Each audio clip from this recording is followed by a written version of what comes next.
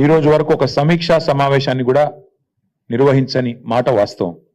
అందుకే ఆ 48 మంది పిల్లలు ఎవరైతున్నారో వారి మృతికి ఖచ్చితంగా ఈ రాష్ట్ర ప్రభుత్వమే బాధ్యత తీసుకోవాలి.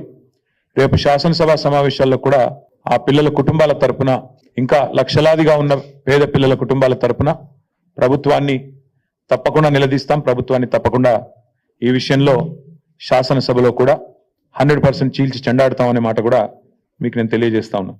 అట్లాగే పిల్లలు కూడా నిబ్బరంగా ఉండండి. దయచేసి కష్టాలు, ఇబ్బందులు కొన్ని ఉండవచ్చు, కానీ ఆత్మహత్య చేసుకునే పరిస్థితి లేదా ఏమన్నా తీవ్రమైన అనారోగ్యం పాలైతే అవసరమైతే బీఆర్ఎస్ పార్టీని సంప్రదిస్తే మిమ్మల్ని ప్రైవేట్ హాస్పిటల్లో కూడా చేర్పించి మిమ్మల్ని కాపాడుకునే ప్రయత్నం మేము చేస్తాము.